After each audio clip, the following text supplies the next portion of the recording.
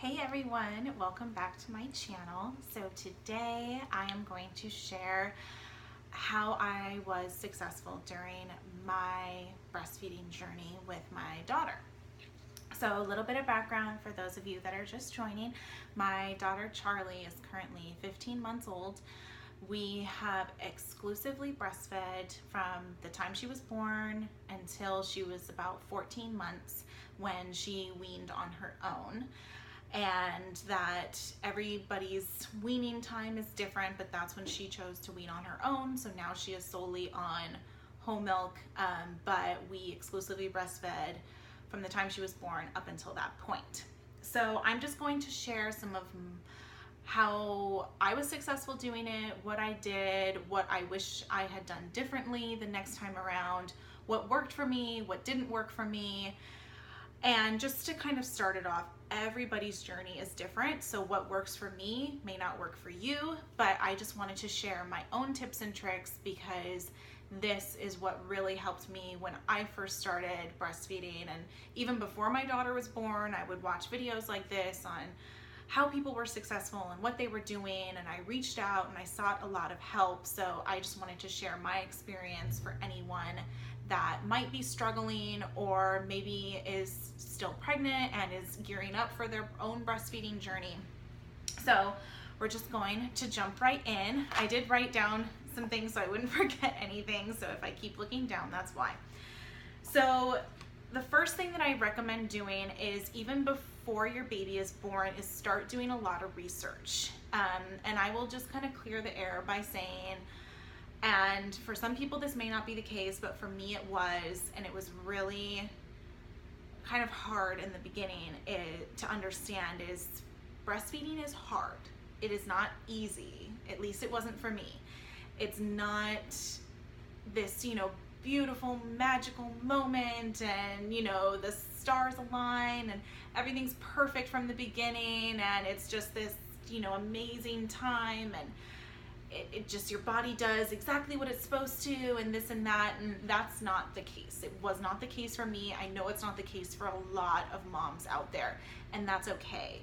But I think unfortunately sometimes breastfeeding is portrayed as this just natural bond that automatically happens when you have a baby, and if it doesn't happen that way, I think a lot of moms feel discouraged and like they can't do it. So I just want to clear the air by saying that, at least in my opinion, breastfeeding is not easy.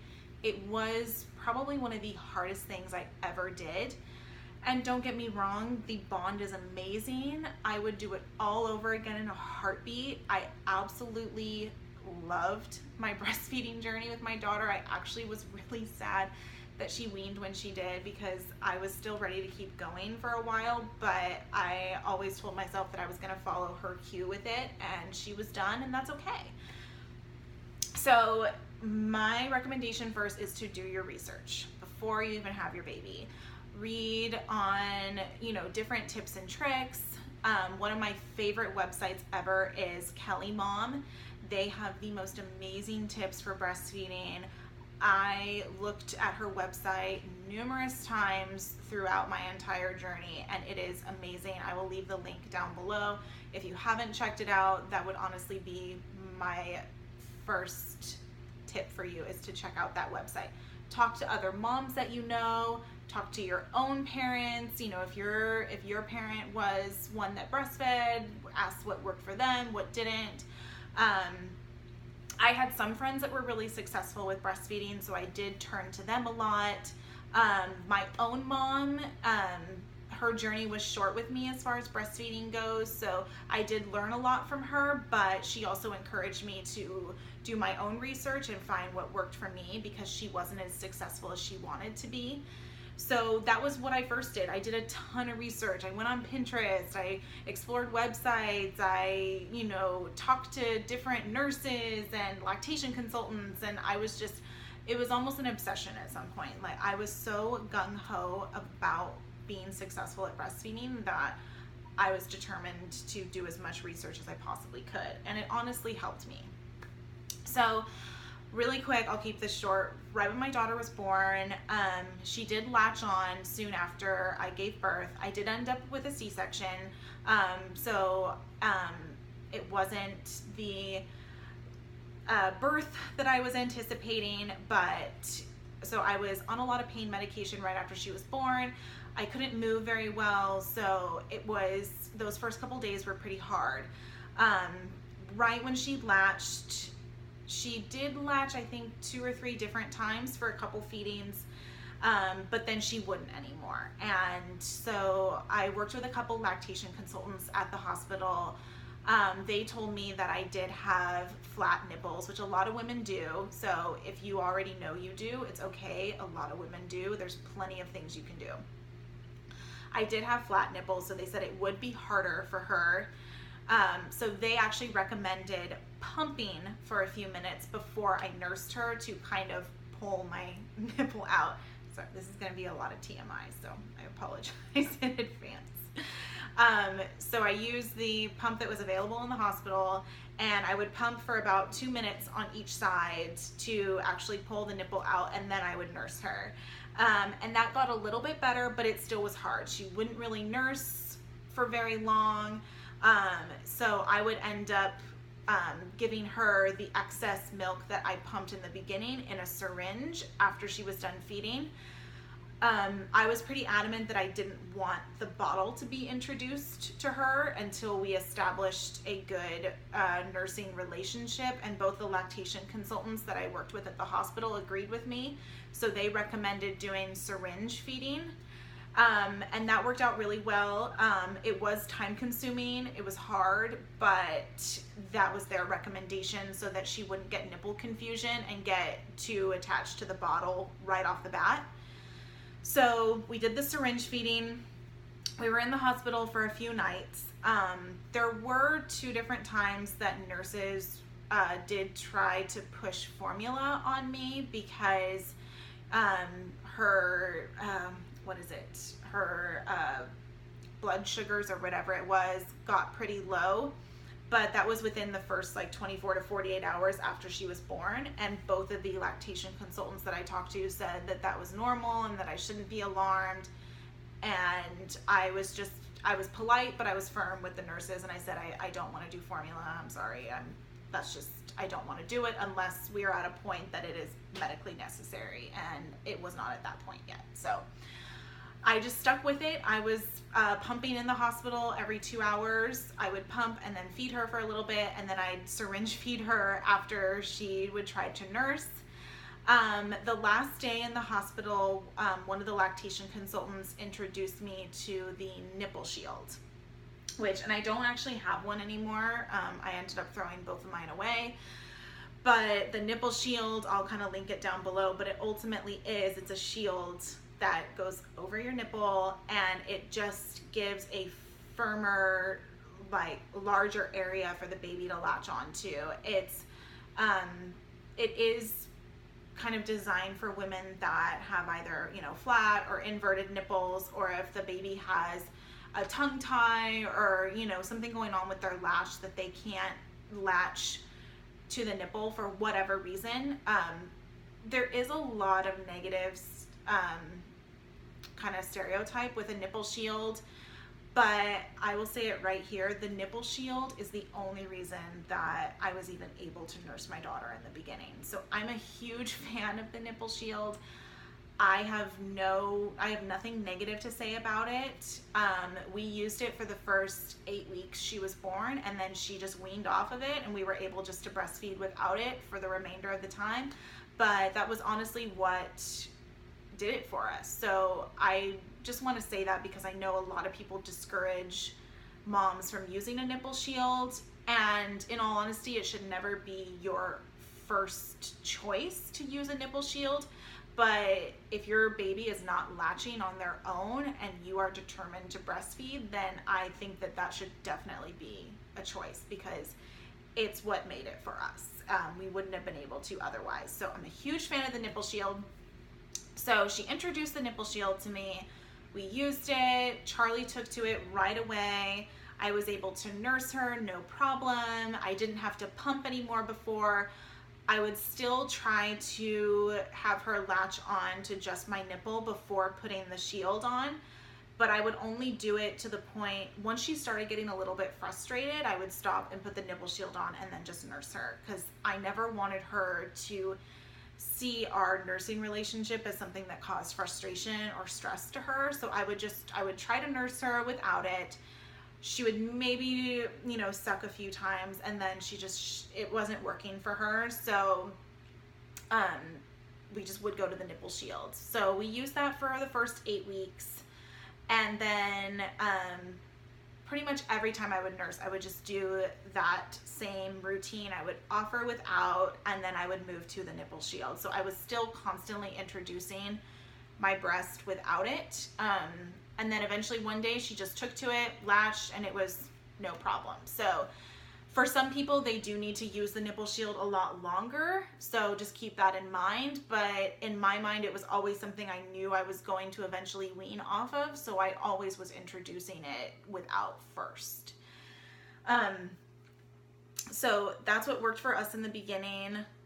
The nipple shield was amazing. I swear, you guys, I would do it again if I had to. The first couple weeks, you'll kind of hear different things about whether you should pump, whether you shouldn't pump. There's a big thing with you don't want to create an oversupply. But those first couple weeks, I was really engorged. I was really uncomfortable. And I did get 2 clogged ducts. I never got mastitis, thank goodness, but I was really careful about it. So I did end up getting into a routine of pumping twice a day. I would pump after her initial morning feeding, after we were both up for the day. So that was usually around like 8 o'clock I would pump. And then I would pump again, usually in the afternoon. It was probably around like 3:30. That was when she would do kind of her longest stretch. And what I would do is I would always pump after I nursed her. I never pumped like before a feeding or in between a feeding. I would nurse her and then I would pump.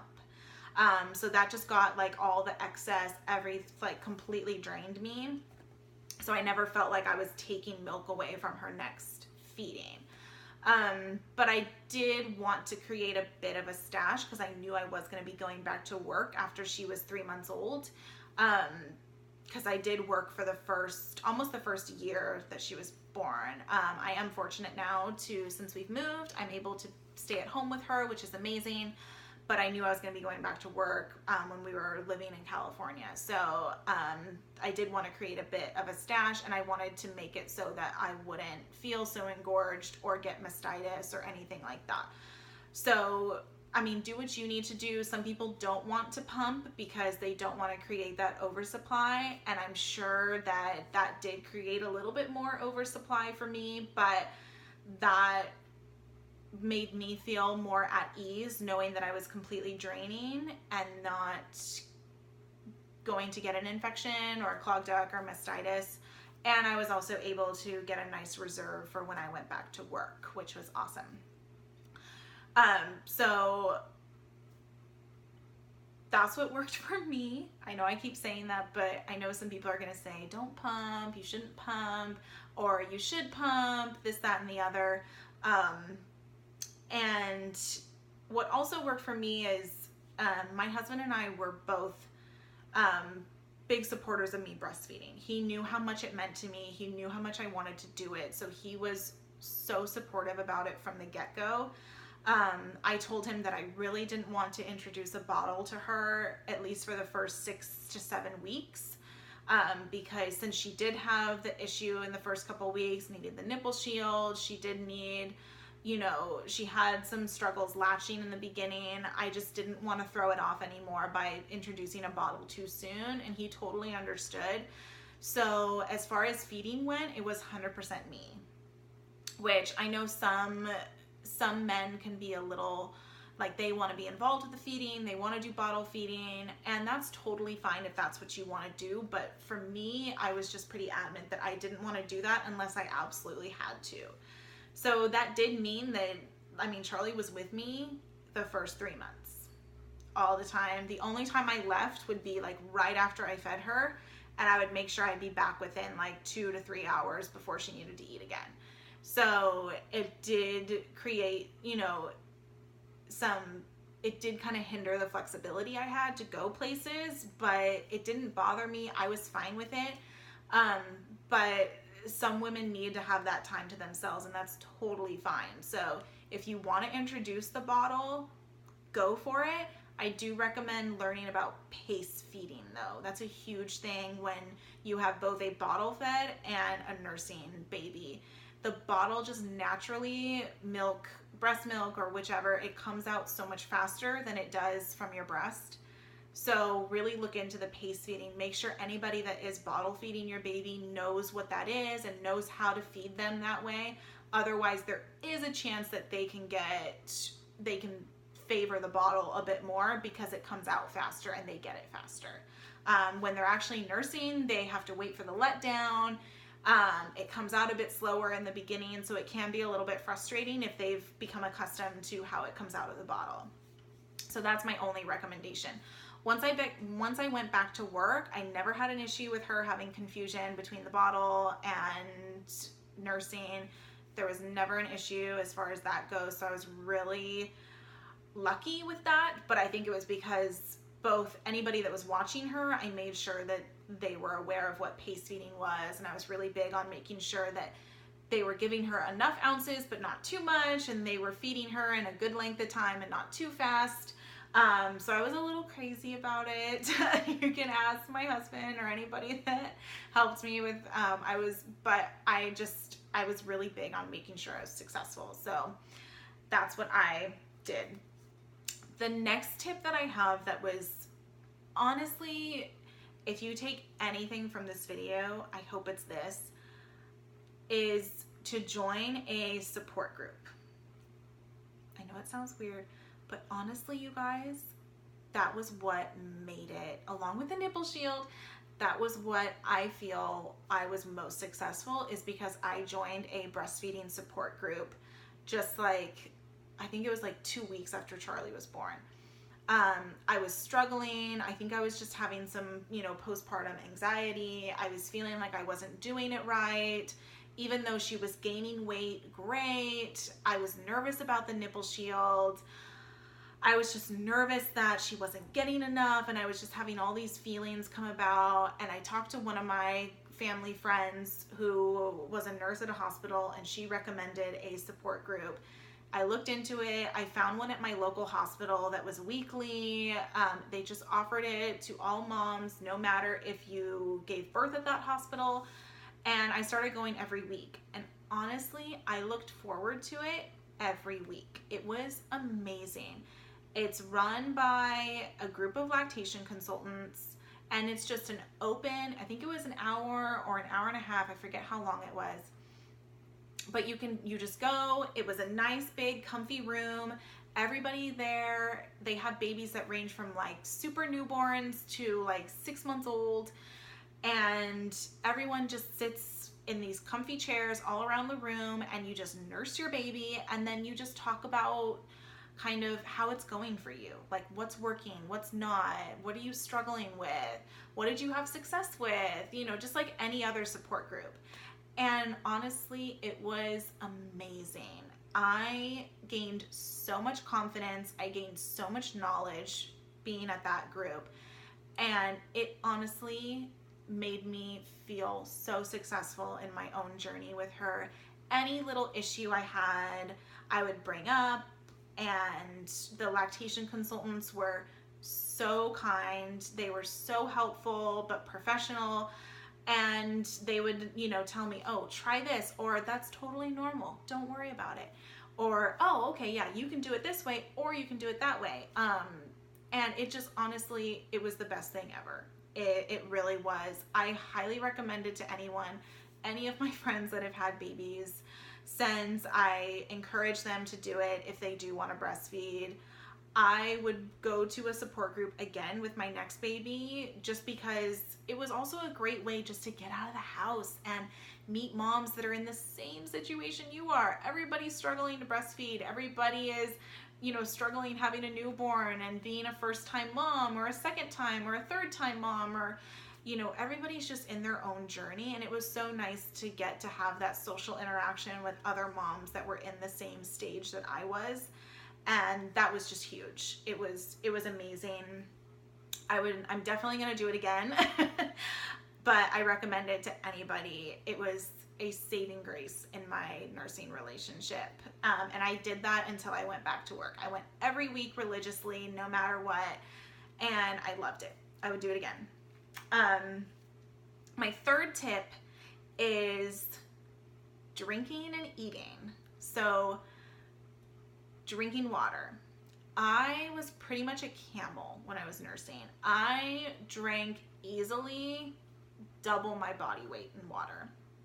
Like, I think I was drinking somewhere between like 150 to 200 ounces a day, easily. And I was always thirsty.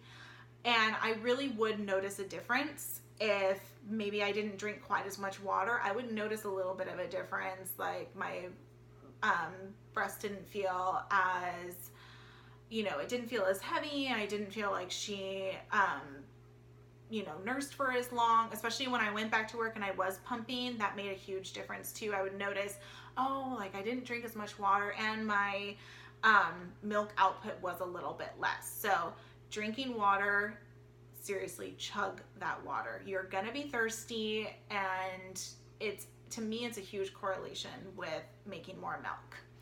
So some people don't notice a difference. I noticed a huge difference. I also noticed a huge difference when I would eat. So if I didn't eat enough in a day, I would notice a difference. I not only felt like faint and sick, but I just felt like I wasn't producing as much. I mean, you're honest, you're nourishing another child. You need to eat. You need to eat more than you normally would, but you need to eat good things. Like, I would notice that too. If I just ate crud, like if I stopped at, you know, McDonald's on the way home or something like that, I would notice I felt like poop.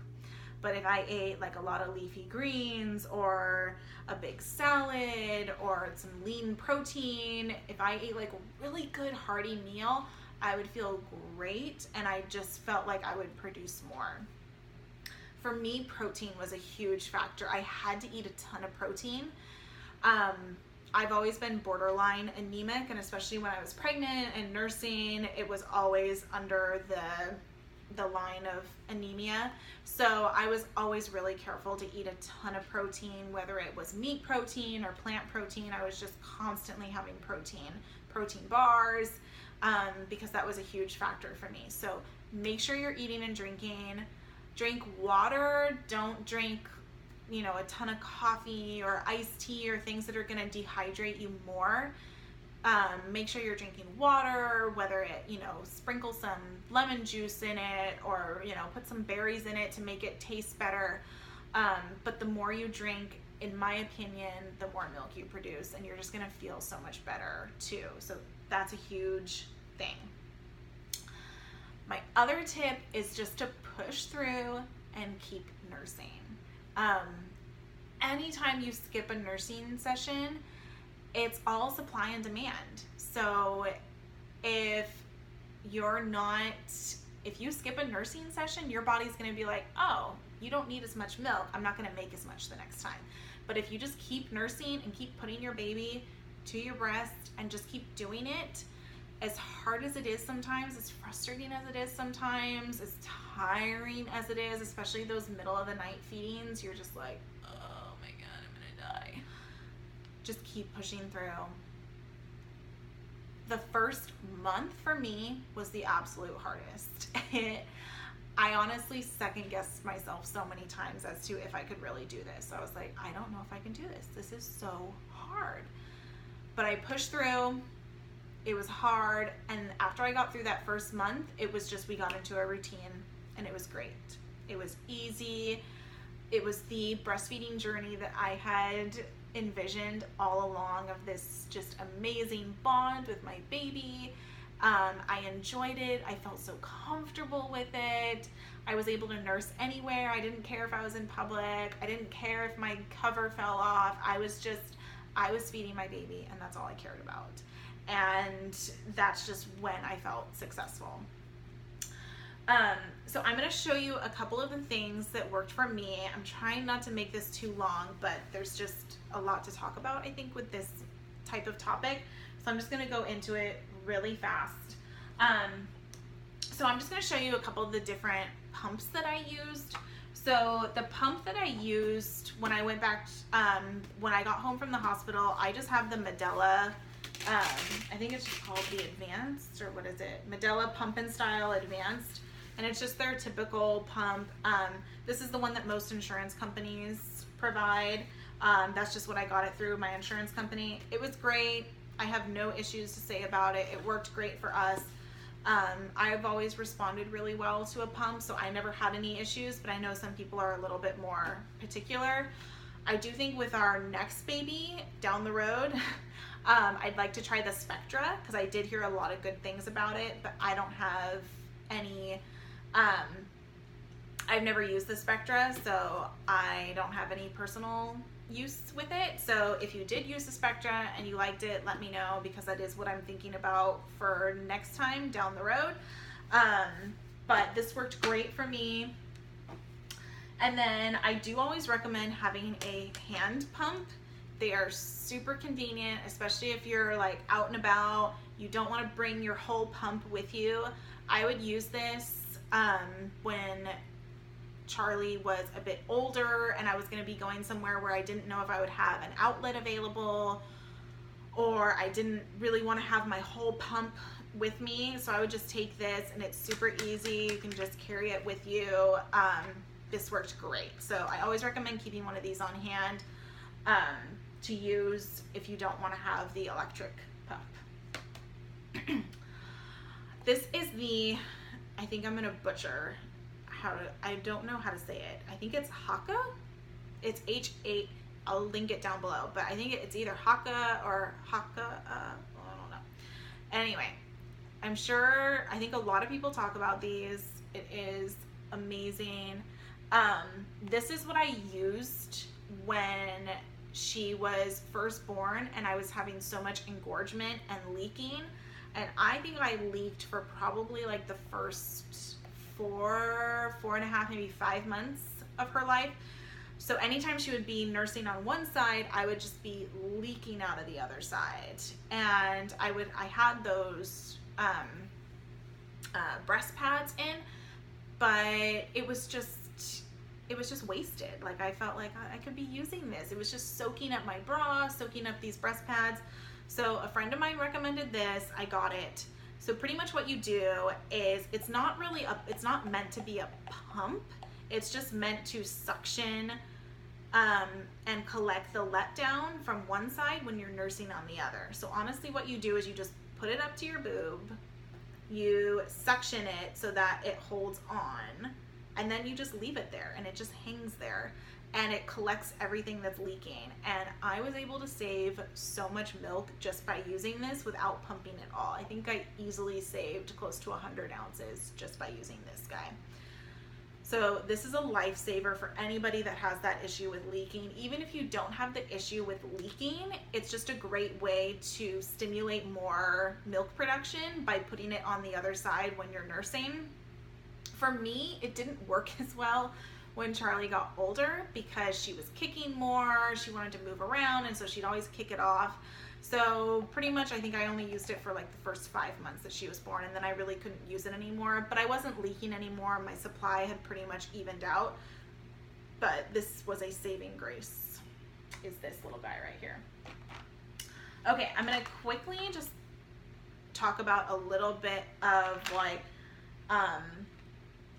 supplements that I took. When my cycle returned, Charlie was 6 months old. So that's when I got my cycle back, and I was still exclusively breastfeeding. So your cycle, it returns differently for everybody. But I would notice a dip in my supply when my cycle was there. Because it is, your hormones are kind of shifting during that time. So I would notice a bit of a dip during like that week of my cycle. So that kind of made me a little bit nervous, and I just wanted to kind of prevent that a little bit. So I did look into a couple like supplements to help kind of increase my supply during that time. And the two things that I found that worked, and I did try a ton of things. I tried all those herbal things and this and that. A lot of them just didn't work for me, but they work differently for everybody, but it just didn't work for me. But what really worked for me was I did like the Milky Mama liquid, what are these? They're just like liquid drops. This website, Milky Mama, it has a whole different line. They have cookies, brownies, this, that, and the other. But I really liked the liquid drops. They have different ones. This is Dairy Duchess. Put it up there. These worked amazing for me. I would notice a huge increase in my supply even during my cycle. So these worked great. Like I said, I tried a lot of different others and I didn't really notice a difference, but these worked really well for me. And then the other thing that worked was just taking some calcium vitamins, calcium, magnesium. These are just from Trader Joe's. They're calcium, magnesium, and vitamin D. I would start taking calcium. I have a tracker that tracks my cycle, so I would know leading up to it like what day it was going to start. So pretty much right around like, I think it was 5 or 6 days before my cycle would start, I would start adding in the calcium in addition to my prenatal vitamin that I was still taking.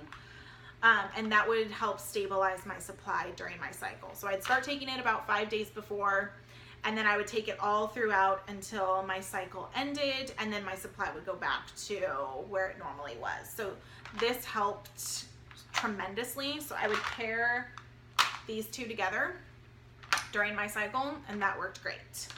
Again, everything works different for everybody, so you do what works for you.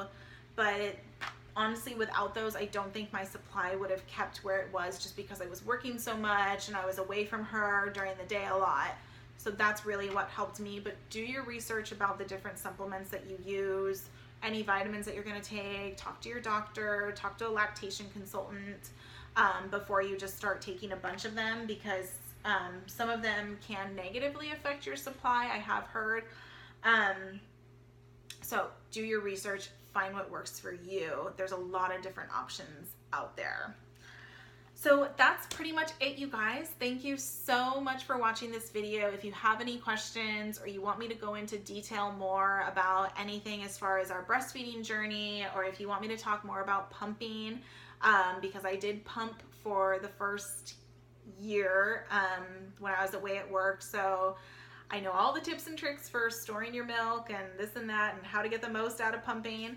So let me know in the comments below, and thank you so much, and please subscribe if you haven't, and I am looking forward to putting some more videos out there. Thanks, you guys. Bye.